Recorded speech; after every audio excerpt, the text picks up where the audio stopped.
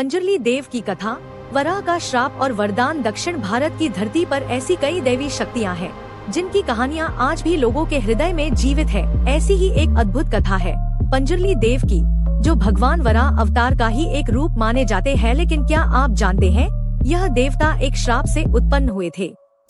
एक श्राप जिसने उन्हें देवत्व तो दिया पर मोक्ष नहीं। त्रेता युग में जब हिरण्याक्ष ने पृथ्वी को पाताल में छिपा दिया, तब भगवान विष्णु ने वराह अवतार लेकर उसे बचाया। वराह असीम शक्ति और रौद्र रूप का प्रतीक थे। उन्होंने पृथ्वी को अपने दांतों पर उठाकर पुनः स्थान दिया, परंतु इस युद्ध के बाद भी उनका रौद्र शांत नहीं हुआ। कहा जाता है जब भगवान वराह पृथ्वी को अपने दांतों पर उठाए हुए अंधकारमय पाताल से ऊपर ला रहे थे, तब समस्त दिशाएं उनके गर्जन से कांप उठी। देवता स्तुति करने लगे, ऋषि मुनि जयघोष करने लगे। वह पल था जब संपूर्ण सृष्टि ने राहत की सांस ली। लेकिन उसी क्षण वराह के भीतर एक सूक्ष्म भाव जागा, मैंने पृथ्वी को बचाया, मैं ही सृष्टि का रक्षक हूँ। वह था अहंकार का एक बीज जिसे ब्रह्मांड स्वयं सह नहीं सका। और तभी आकाश में एक दिव्य प्रकाश फैला। वह थे महादेव, त्रिनेत्र से अग्नि प्रकट करते हुए। भगवान शिव बोले, हे विष्णु, यह भाव तुम्हें देवत्व से दूर ले जाएगा जब तक तुम्हारे भीतर मैं रहेगा। तुम सृष्टि के संतुलन के अधिकारी नहीं रहोगे, इसलिए मैं तुम्हें एक श्राप देता हूँ। तुम्हें भूमि लोक में अवतरित होना होगा, जहाँ तुम्हारा पूजन एक पशु रूप में होगा। लोग तुम्हें देव मानेंगे, परंतु तुम स्वयं मोक्ष से दूर रहोगे। वराह ने सिर झुका लिया। उनकी आंखों में न पश्चाताप था न विरोध, केवल स्वीकृति। उन्होंने कहा, प्रभु, यदि यह आपकी इच्छा है तो एक वरदान भी दीजिए। मुझे मोक्ष तभी मिले जब मनुष्य मेरे माध्यम से धरती और प्रकृति की रक्षा करे। शिव ने मुस्कुराते हुए कहा, तथास्तु। वही स्वरूप पंजरली देव कहलाएगा। तू श्रापित भी होगा और पूजित भी। वह क्षण था जब देवत्व ने मानव लोक में जन्म लिया, रक्षक के रूप में, वन और भूमि के देव के रूप में। पंजरली देव समय बीता पृथ्वी पर। तुलुनाडु की भूमि में एक दिव्य बालक का जन्म हुआ, जिसके शरीर पर सुअर का चिन्ह था। वह बड़ा हुआ तो जंगलों, पशुओं और भूमि की रक्षा करने लगा। लोगों ने उसमें देवता का तेज देखा।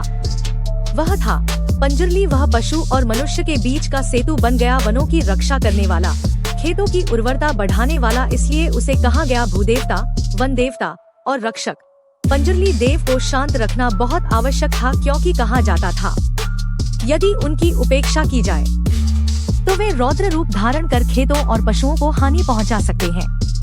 इसी कारण तुलुनाडु के लोग भूता कोला देव नृत्य में उनकी पूजा करते हैं। इस पूजा में एक व्यक्ति देवता का रूप धारण करता है, नृत्य के माध्यम से संदेश देता है और लोगों की समस्याएं सुनता है।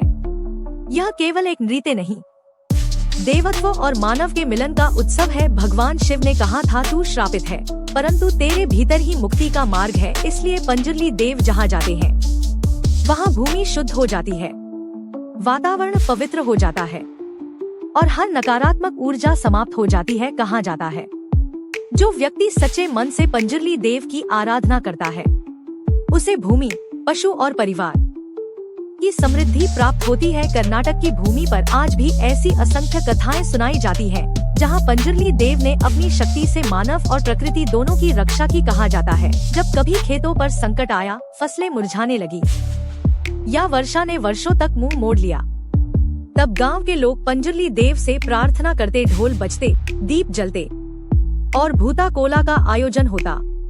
वहां उपस्थित लोग कहते, देव आए, उन्होंने वचन दिया, धरती फिर से हरियाली से भर जाएगी। और सचमुच कुछ ही दिनों में बादल उमड़ते, वर्षा होती और खेत जीवन से भर उठते। एक कथा तो बहुत प्रसिद्ध है तुलुनाडु के एक राजा की। वह राजा पराक्रमी तो था, पर उसके भीतर अहंकार का विष भर चुका था। एक दिन उसने पंजरली देव के मंदिर में प्रवेश किया और देवता की मूर्ति के सामने हंसते हुए बोला, यदि तुम सच में देव हो तो मेरे राज्य में वर्षा करा दो, अन्यथा तुम केवल पत्थर के टुकड़े हो। देवता के पुजारी ने चेताया, महाराज, यह अपमान है। देव शांत भी हैं, पर रौद्र भी बन सकते हैं। पर राजा नहीं माना। कहा जाता है उसके बाद आकाश जैसे मौन हो गया, बादल छंट गए, नदियाँ सूख गईं और राज्य में भयंकर अकाल पड़ा। लोग भूख से तड़पने लगे, पशु मरने लगे, धरती फटने लगी। तब राजा को अपनी भूल का एहसास हुआ। वह नंगे पांव मंदिर पहुंचा, दीप जलाए और भूमि पर गिरकर बोला, हे देव,